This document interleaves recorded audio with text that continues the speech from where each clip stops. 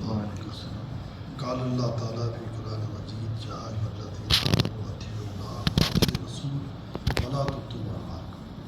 اللہ سبحانہ و تعالیٰ نے اپنی اطاعت کے بعد اگر کسی کی اطاعت کا حکم کیا ہے وہ رسول اللہ صلی اللہ علیہ وسلم کی اطاعت ہے۔ کسی اور شخص کی اطاعت ہمارے اوپر قطعاً فرض نہیں۔ اگر رسول اللہ کا صحیح قول ہمارے سامنے صحیح حدیث کی صورت میں سامنے آ جائے، اس کے بعد اگر کسی بھی بڑے سے بڑے ولی اللہ امام صحابی کا قول آئے جو تضاد میں ہو حدیث، دیوار پہ دے مارے، رسول اللہ کی حدیث کو پکڑ لیں۔ اور ہم نے کیا اختیار کیا ہوا ہے کہ رسول اللہ کی حدیث کو باہر پھینکا ہوا ہے اور مولویوں اور علماء کی سنتوں کو پکڑا ہوا ہے۔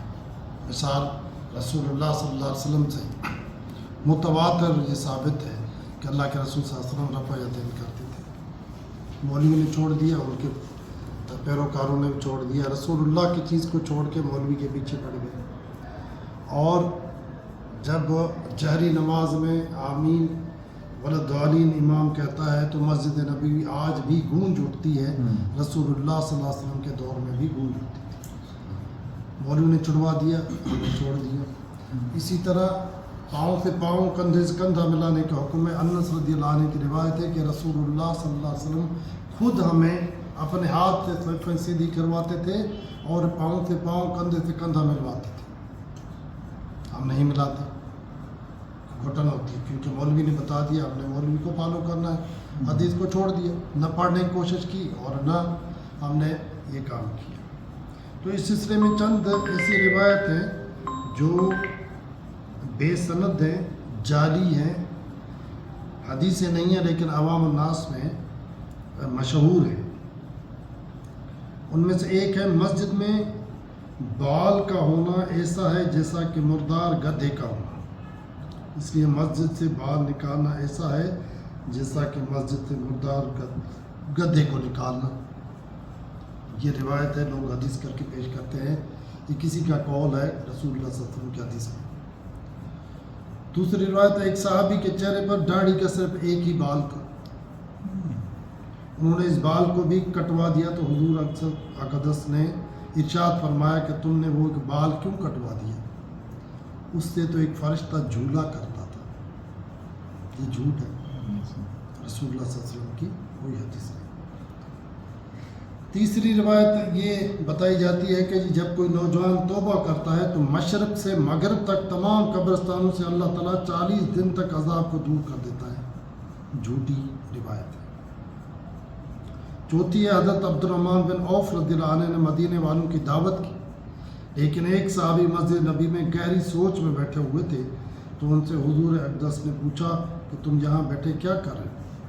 تو وہ صحابی کہنے لگے کہ میں یہاں اسی فکر میں بیٹھا ہوں کہ کیسے آپ کا ایک ایک امتی جہنم سے بچ کر جنت جانے والا بن جائے۔ تو یہ سن کر حضور صلی اللہ علیہ وسلم نے فرمایا کہ اگر عبد الرحمن بن عوف 1000 سال بھی مدینے والوں کی ایسی دعوتیں کرتا رہے تب بھی وہ تمہارے ثواب تک نہیں پہنچ سکتا۔ یہ حدیث نہیں، یہ جھوٹی روایت ہے۔ پانچویں روایت ہے بے نمازی کی نحوست 40 گھروں تک پھیل جاتی ہے، حدیث نہیں ہے، لوگ حدیث کر کے پیش کرتے ہیں۔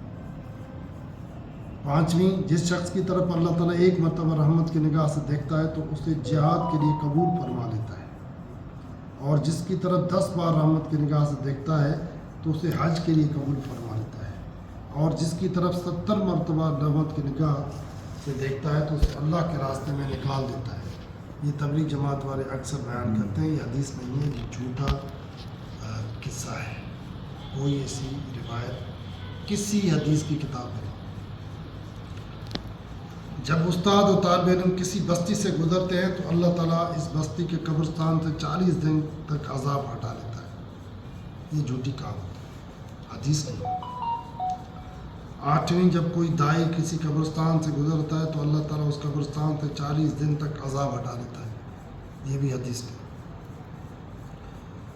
نویں ہے حضور اقدس صلی اللہ علیہ وسلم نے تندور میں روٹی لگائی لیکن وہ نہیں پکی۔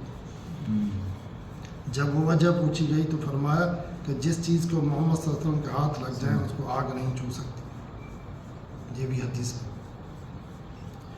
10ਵੀं جو شخص اللہ تعالیٰ کے راستے میں نکلتا ہے تو اس کے گھر کی حفاظت کے لیے اللہ تعالیٰ 500 فرشتے مقرر فرما دیتا ہے. یہ بھی گھڑی ہوئی حدیث ہے. آخر میں صحیح حدیث سنا دیتا ہوں. اللہ کے رسول صلی اللہ علیہ وسلم نے فرمایا کہ جو شخص مجھ سے کوئی چیز منسوخ کر کے بیان کرتا ہے جو میں نے نہیں فرمائی وہ اپنا ٹھکانہ جہنم میں ڈھونڈ لے. کہاں پہ؟ جہنم. چاہے تبلیغی 50 سال کرتا رہے, ایک حدیث گھڑ کے بیان کی گیا کام سے. تو اس لیے ایسی تبلیغ مت کیجئے جس میں رسول اللہ سے جھوٹ منسوخ کریں.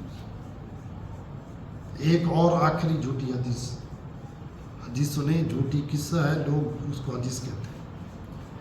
وہ بھی ادھر بیان ہوتا ہے کہ کہتے ہیں کہ جی آدم علیہ السلام کو اللہ معاف نہیں کر رہا تھا, تو اس نے اوپر دیکھا تو لکھا ہوا تھا لا الہ الا اللہ محمد رسول اللہ. تو آدم علیہ السلام نے کہا کہ یا اللہ محمد صلی اللہ علیہ وسلم کے واسطے معاف کر دے. تو اللہ نے پوچھا تجھے کیسے پتہ نہیں؟ کہا کہ یا اللہ مجھے تو پتہ نہیں, لیکن میں نے دیکھا تیرے نام کے ساتھ لکھا ہوا ہے تو کوئی بڑی چیز ہوگی. تو کہا کہ تمہیں پتہ ہے کون ہے؟ کہا یہ تیرا ہی بیٹا ہوگا جو آخری نبی ہو, تو نے اس کا واسطہ دیا, میں نے معاف کر دیا. جعلی ہے, کوئی حدیث ایسی نہیں. مجھ آ گئی. چلو لگ گیا تو ایک اور بھی سنا دیتا ہوں کہ ایک سناتے ہیں کہ جی تعلیم حاصل کرو چاہے چین بھی جانا پڑے. یہ بھی حدیث نہیں, یہ جعلی ہے. تو اس لیے اس سے اجتناب ضروری ہے. قرآن ایسی حکایات سے بھرا ہوا ہے. حدیث کی بکس میں وہ حکایات ہیں اعمال کے فضائل میں, صحابہ کے فضائل میں, قرآن کے فضائل میں, رسول اللہ صلی اللہ علیہ وسلم کے فضائل میں, اہل بیت کے فضائل میں, کہ اگر بندہ پڑھ کے سنانا چاہے زندگی ختم ہو جائے, ختم نہیں ہو. تو جعل سازی کرنے کی کیا ضرورت ہے یار؟ ادھر پڑھو نا, ادھر سے نکال کے سناؤ. اثر کسے سناؤ جس سے آپ کو ثواب بھی ملے, لوگوں کو اگر اس سے فائدہ ہو تو آپ کو اجر عظیم ملتا رہے. اب آتے ہیں اس کو ویڈیو کو